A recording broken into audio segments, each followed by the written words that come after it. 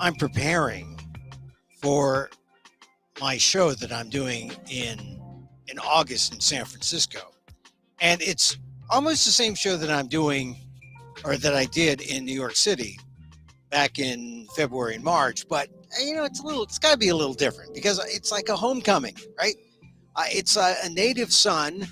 Emil Amok comes home to the Tenderloin. And you know what? And after doing the show in New York, I think it's safe to say we have better homeless people in San Francisco. We're the best.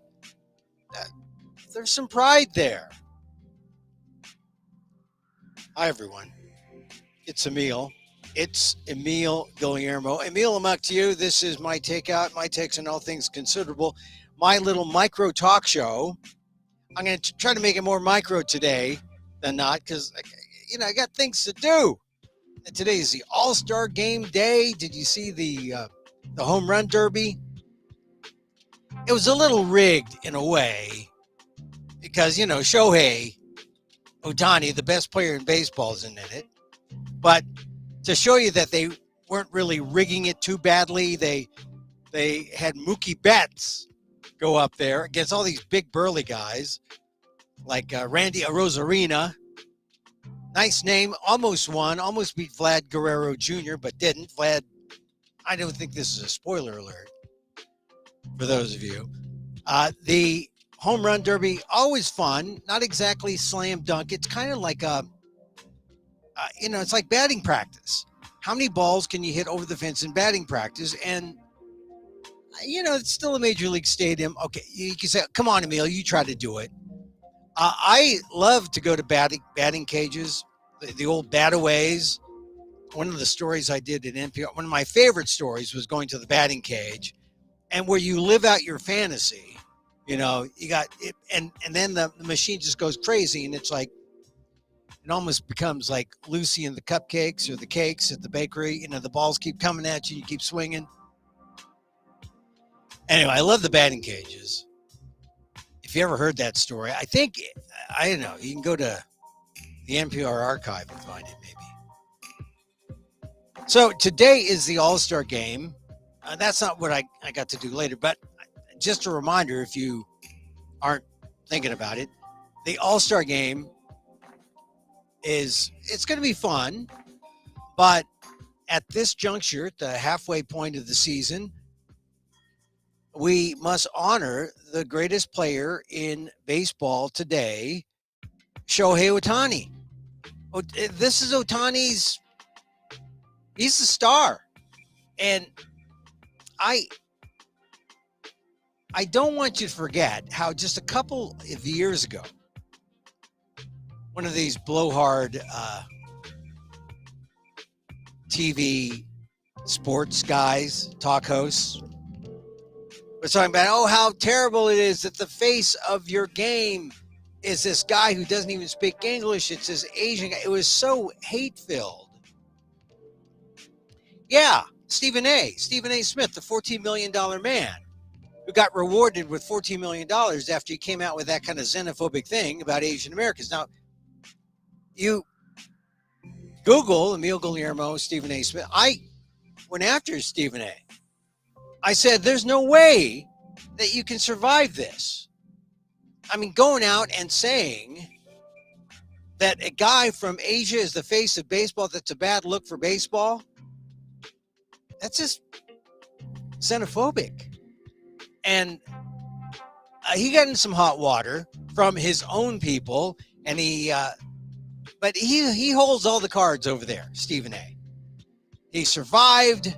He got $14 million a year. That's his deal now. He had Asians at ESPN sticking up for him. One guy, June Lee, I think was his name, wrote about Korean guy, wrote about baseball. Nice guy.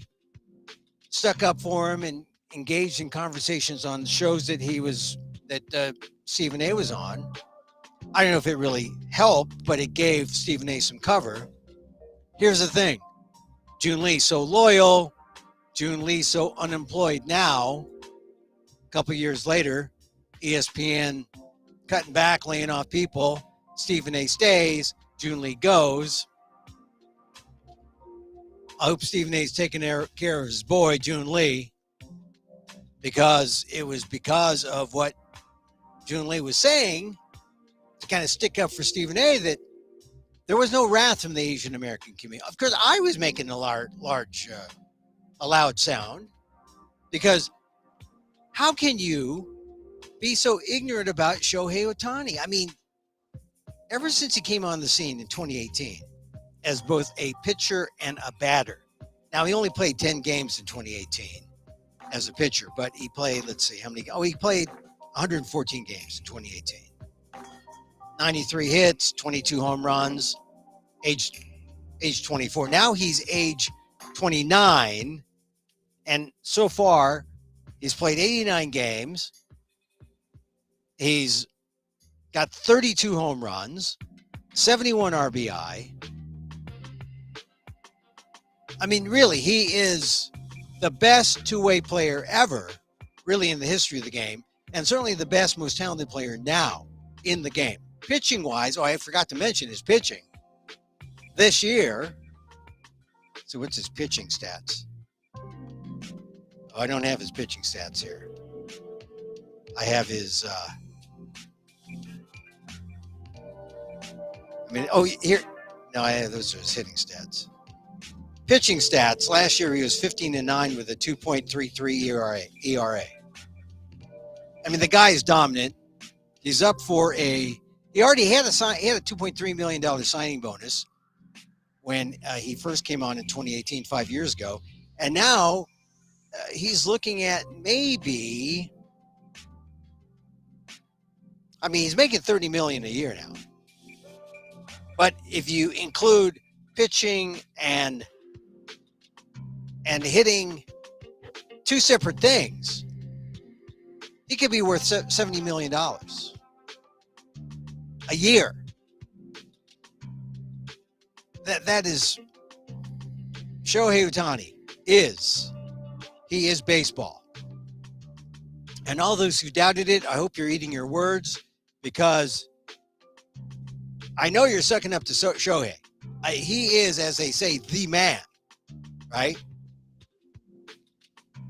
And no doubt he's reigning AL MVP 2018. Here's some facts. Is the only player to ever qualify for the league leaders as both a hitter and a pitcher in one season.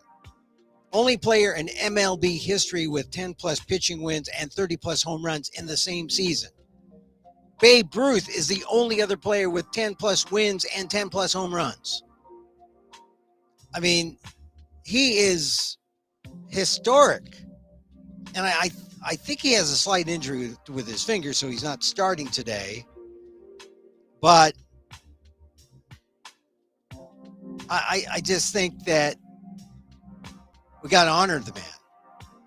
And I hope there's some talk that, okay, maybe the Angels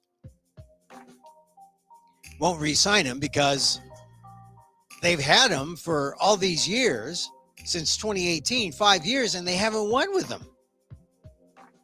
You know, he's got stats, and that's great, but Shohei wants to win. And I read some rumor a couple weeks ago that maybe the Giants, my San Francisco Giants, I say I don't know them. I've been rooting for them ever since I was a kid. Maybe the Giants have a shot. Anyway, this is the time to see Shohei Ohtani at the All-Star game, because you'll see his big smile. You'll see the infectious smile. I love Shohei, and how in 5 years he's changed the baseball world. And baseball is seen as this.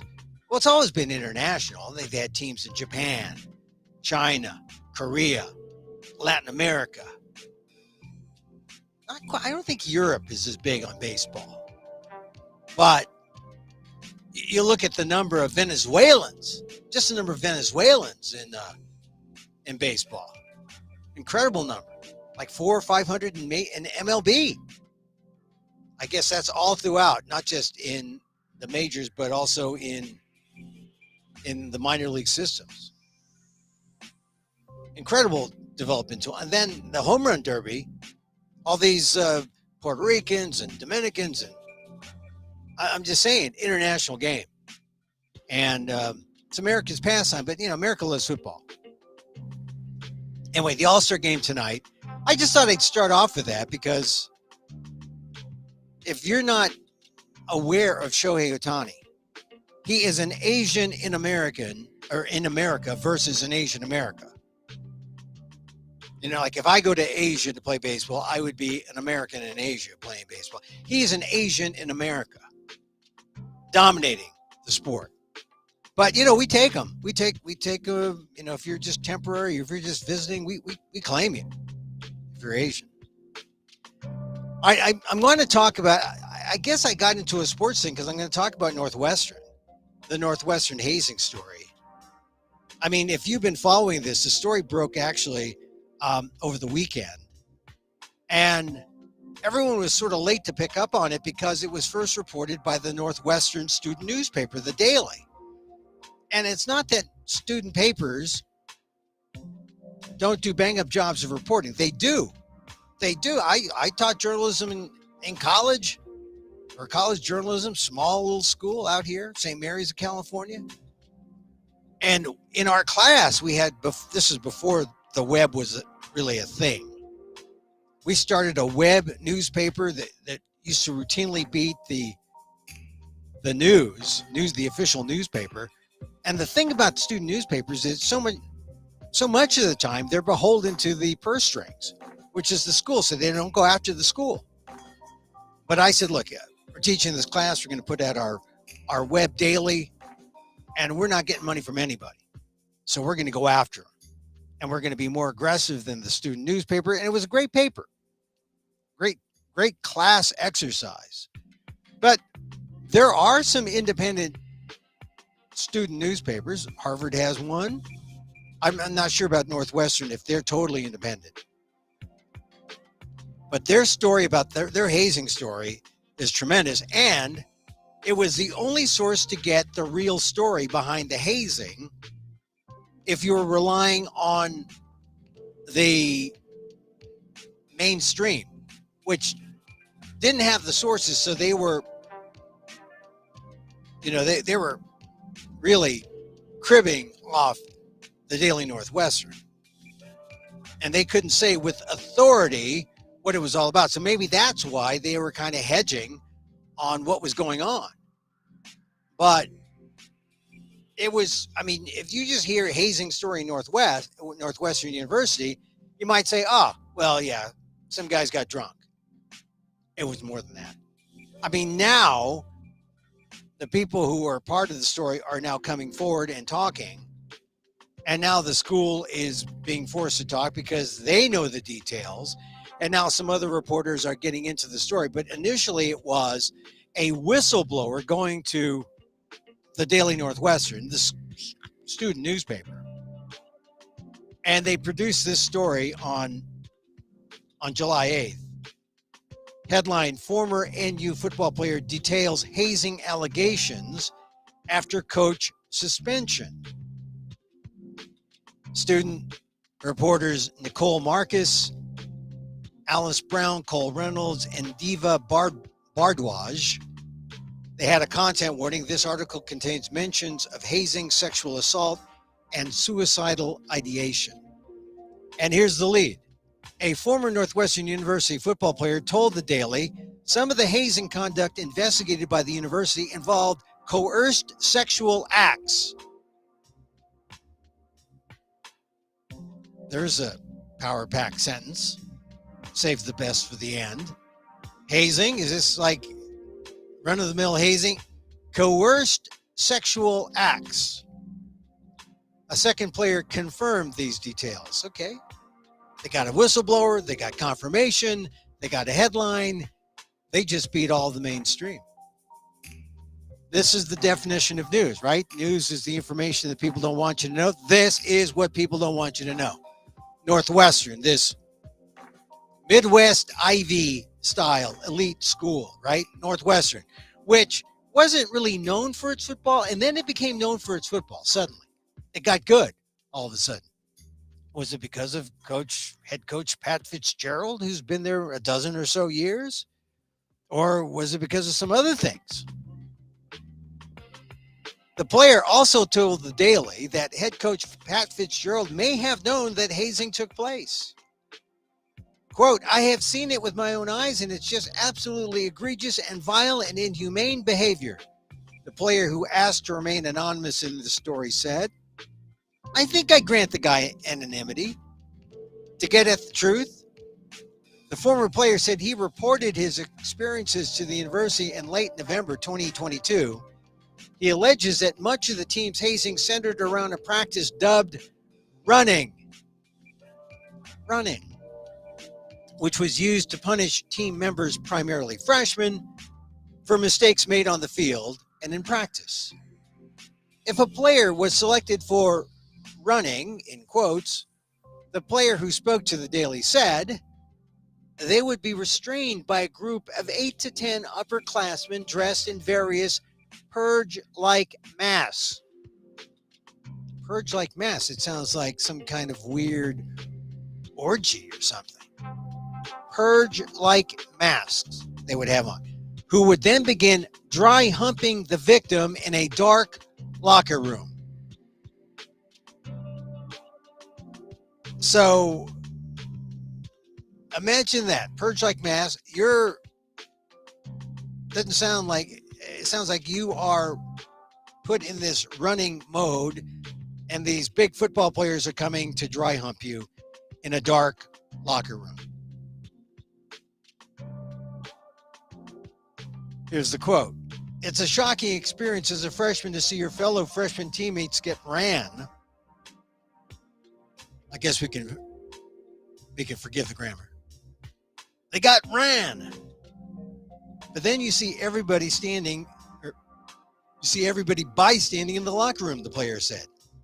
It's just a really abrasive and barbaric culture that has permeated throughout the program for years on end now. The Daily obtained images of whiteboards labeled Runs Giving and Shrek's List, containing a list of names indicating players that the player said needed to be ran. The player said the tradition was especially common during training camp and around Thanksgiving and Christmas, which he said the team called Runsgiving and Runsmas.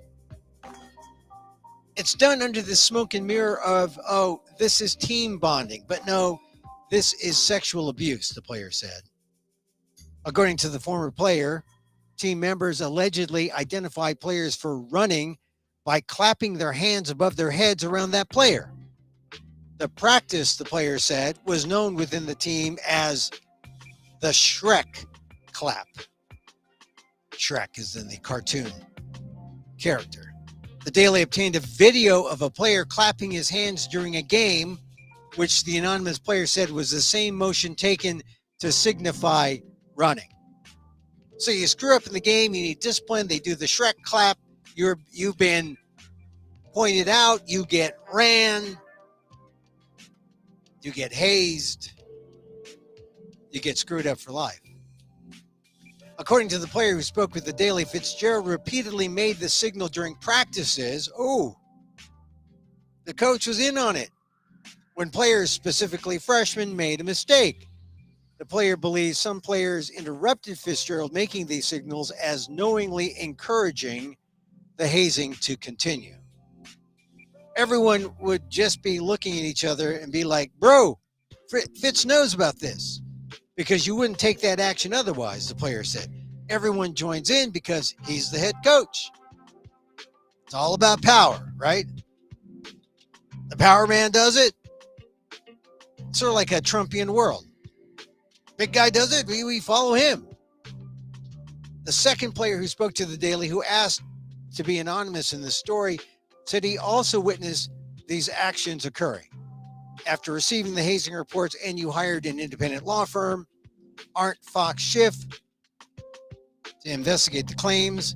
Lead investigator Maggie Hickey, former Inspector General of Illinois, interviewed coaches, staff, and current former players and reviewed thousands of documents, according to a news release by the university. According to the release, Hickey's investigation revealed that while current and former players varied on their perspective regarding the conduct. The whistleblowers' claims were largely supported by the evidence.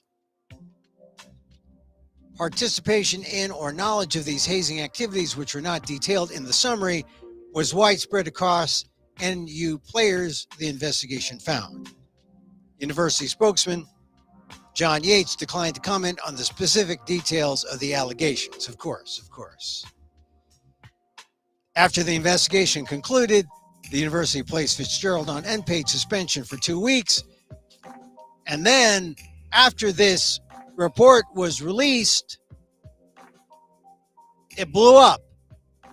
And people said, Fitzgerald, unpaid suspension for 2 weeks? Fitzgerald thought he was home clear over the weekend. But then this thing busted out, and you had other people saying, well, what is this? And the university reneged on the deal. I'm sorry, if you're doing something illegal, there's no deal. How can there be a deal? But apparently Fitzgerald is saying now to the press that, hey, we had an understanding, and I'm surprised that they reneged on the understanding. Well, yeah, we had an understanding that there would be no sexual abuse and no in the form of hazing in the university athletic department. So I don't know how this is going to end up. No pun intended, I guess. But it's ridiculous. And you hear about this story and you hear about hazing. And I know maybe when you first heard this story, because they didn't have the details, you might have said, well, you know, boys will be boys or football will be football or whatever. But what do you got here? You got the three horsemen of this kind of abusive conduct: power, sex, and conformity. Right? I mean, you get away with this in organizations where we're under the guise of we're team building, we're bonding. But it's terrible. I mean, this is just ridiculous. It's a power thing. It's a sex thing. It's about conformity, taking away your sense of individuality. You're a member of the team now. They're taking away your virginity, as it were, humiliating you. And they called it running at Northwestern. So I was shocked. I thought, oh, well, you know, you got hazing practices where you drink some beers or maybe some weird punch and you pass out and you puke on your friend or something. But that's about the extent of it. You know, you got to get new clothes. Got to wash up. I mean, I was hazed. I was hazing. On a number of occasions, on organizations I was part of. One, of course, the drunken ritual, which I don't know if that's really forgivable, but people tend to give that a pass. But my hazing also took on a special racial tone. And it's not like they were giving me tequila or giving me Mai Tais or anything like that. No, there was another kind of hazing where I was told to walk around all day on campus and go to class carrying a pineapple.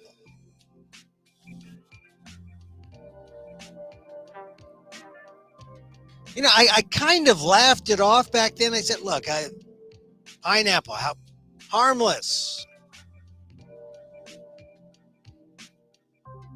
But now I look back at it. I wanted to be so much a part of this group.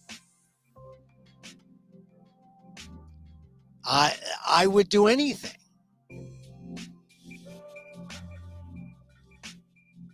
So I read the Northwestern story from the Daily, Northwestern Daily, got into the details. This story is going to blow up. Pat Fitzgerald no longer suspended. He's lost his job after 17 years. And like I said, he built up Northwestern. Now all the alums are going to get upset until they hear what really went on. Because, you know, football's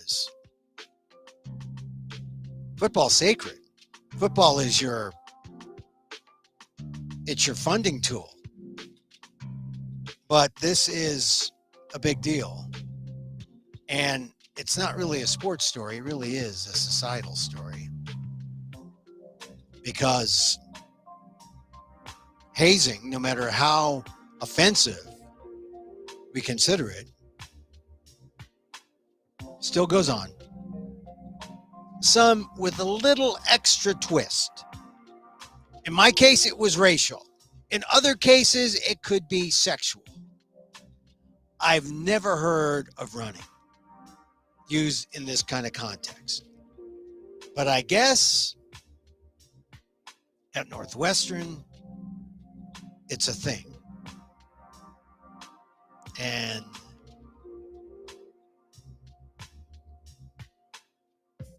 I hope the coach understands he was the adult in the room. Pat Fitzgerald was responsible.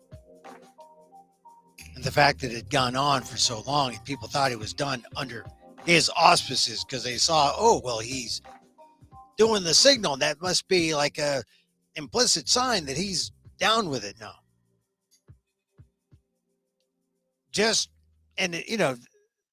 The new twist is that they had an investigation by this law firm. So the university knew about this. It's just that they weren't forthcoming. They weren't willing to say everything. But of course, if you don't say everything about what the hazing is, everyone thinks, oh, you got a bunch of people barfing on each other. Oh, that's a haze.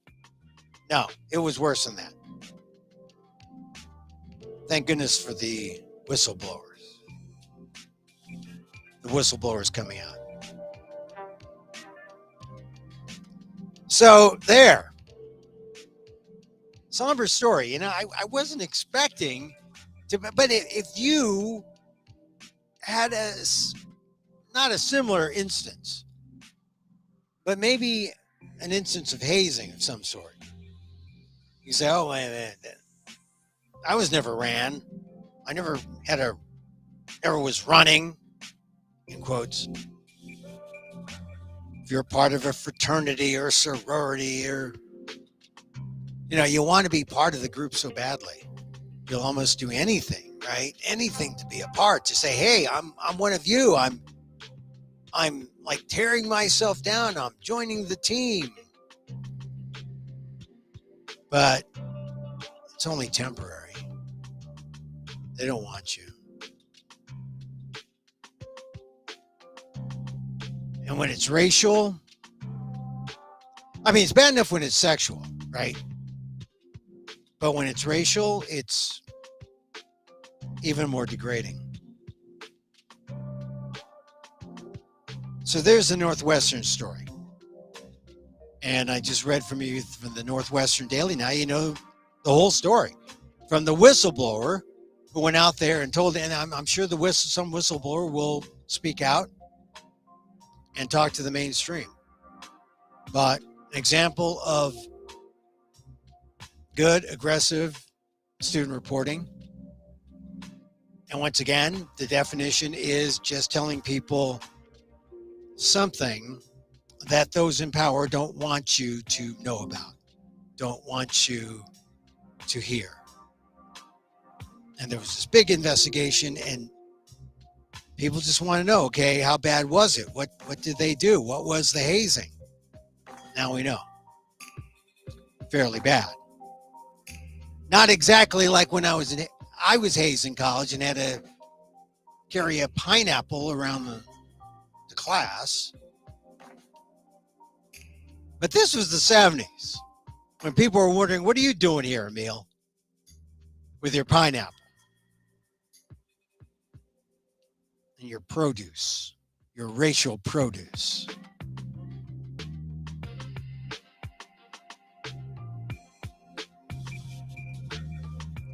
So we talked about the All-Star game tonight. Shohei Ohtani. God. Single-handedly, Shohei Ohtani is changing the attitude toward Asians. I mean, he is an Asian, but Asian Americans love him. And because Asian Americans say, see, we're the best in all of it. We claim him. We claim Shohei Ohtani. And he wants to bring a kabuto, which is a samurai helmet, into the dugout, and he wants to celebrate it. I don't know if he puts it on, but one of his teammates puts it on and they celebrate. Hey, it's all right by me. Is that appropriation? Shohei's in on it. Baseball, the Asian game, right? Korea has a league. Japan has a league. The Philippines, I think China has a league. Or at least they make all the bats in China. The Philippines, I think they're trying. But till further notice, the best Filipino baseball player ever, number 55, Tim the Freak Lincecum, San Francisco Giants. Double Cy Young, 2 no-hitters. Unfortunately, I don't think they're going to put him in the Hall of Fame. He'll be in the Filipino Hall of Fame, though. Okay. We're going to close out with my commercial for my show. Like I said, I'm doing this show in San Francisco at 272 or 277 Taylor Street. I mean, don't drive by there and see a big marquee or anything yet. I mean, it's not until August 12th, 7 p.m., Saturday the 12th, 7 p.m., Thursday the 17th, 8:30 p.m., and Saturday the 19th at 1 p.m. If you go to amok.com, either on the sidebar or something comes up and there's a link to get tickets on Eventbrite, get your tickets, get them now. It's the San Francisco Fringe Festival, and tickets are very rare. If you buy a ticket, it's rare. It's rare enough already, though. I mean, really, it's a small, intimate theater, and it's the perfect place for Emil, Amok, Lost NPR host, where I talk about coming back home to San Francisco, place of my birth. I tell the story. Growing up in San Francisco, how it's changed, how I left, how I came back. I talk about NPR, talk about Harvard. Oh, I don't want to give it away. I don't want to say I came back.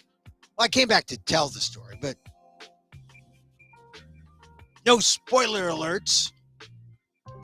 Anyway, check it out. Go to amok.com, my website.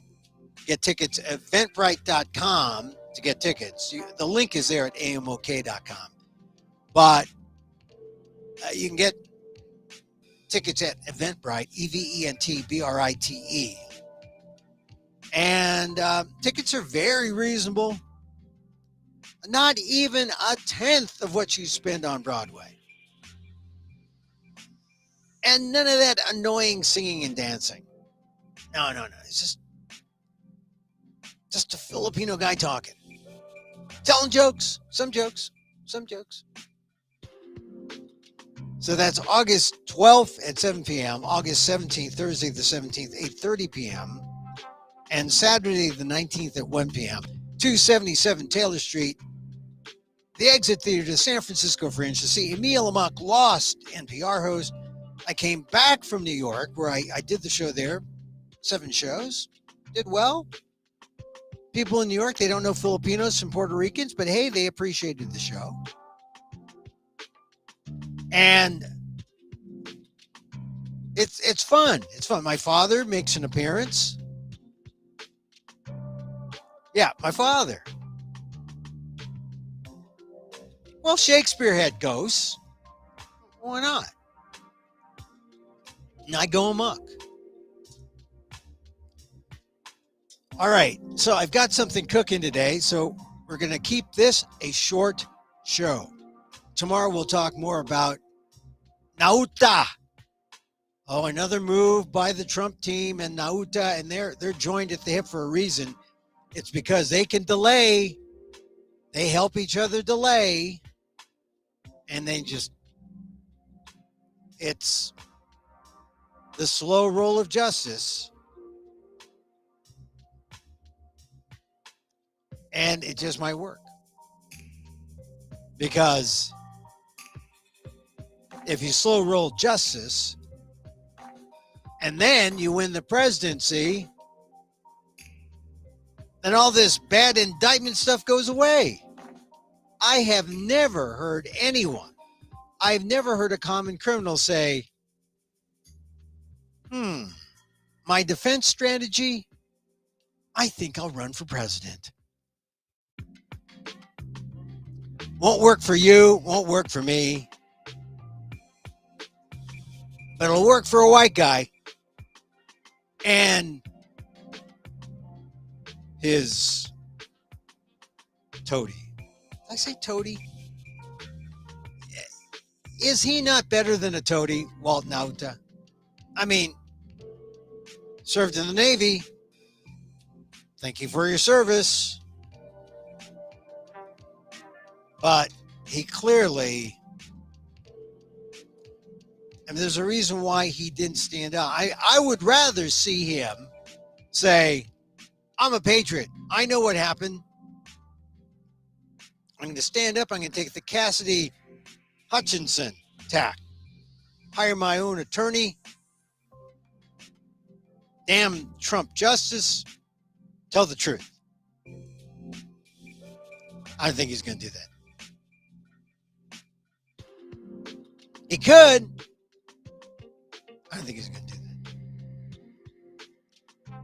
All right. I like Marianne Williamson. You know that. Because I meditate. She meditates.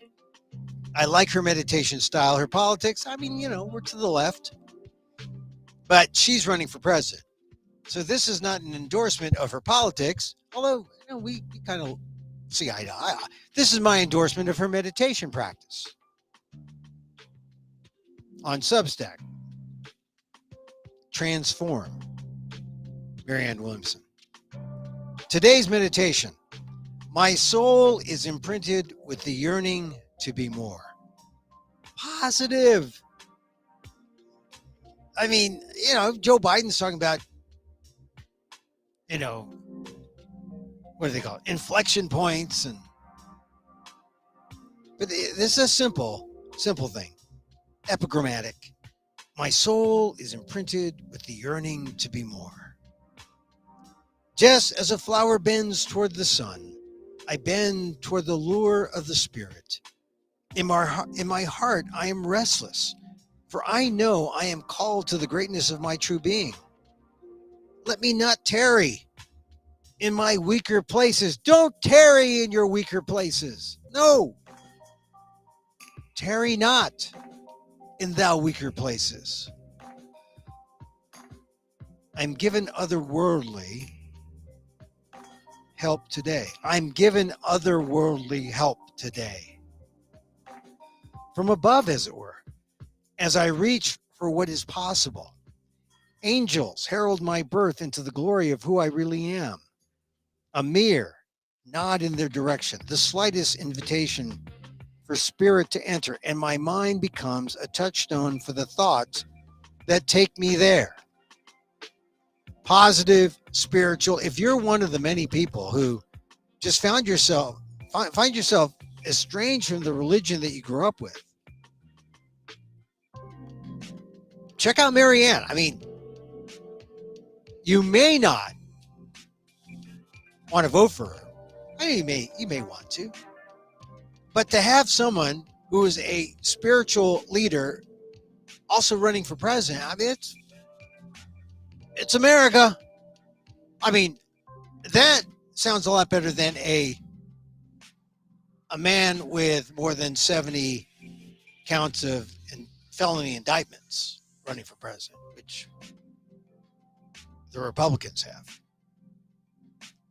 Finishing off, I pray for guidance and strength today to become the person I long to be and do the things I long to do. I honor the imprint of God upon my soul and the yearning of my heart to follow the path He lays before me. My soul is imprinted with the yearning to be more. I guess that's like the Army saying, be all you can be, I guess. The yearning to be more. Now, the thing about Marianne Williamson, it's non-denominational, it's spiritual, it's positive. It's a message that can help all of us. Okay, that's going to do it for our show today. Hey, I'm here Monday through Friday. Emil, Amok's Takeout, my takes on all things considerable. We talk about the news, talk about stuff in life. Here Monday through Friday, 2 p.m. Pacific. Usually talk about one story, maybe two, maybe a handful. Do a little meditation. And we always end up with a little loving kindness. And you can catch us on YouTube at Emil Amok1, on Twitter at Emil Amok. You can go to at Emil Amok on Twitter and just go to the video and just use your finger. Also, it's a YouTube at Emil Amok1, Facebook, fb.com/EmilGuillermo.media. Yesterday's show, I talk about Clarence Thomas and more about affirmative action. That was a good show. Check that out. 554. 553 is good with Dan Gonzalez. This is 555. Hey, look, we always end up with a little loving kindness meditation. And so, as I wish for me, I wish for you. May you be safe. May you be happy. May you be healthy. And may you live with ease. Emil Guillermo here. Till next time. Mahal Gita.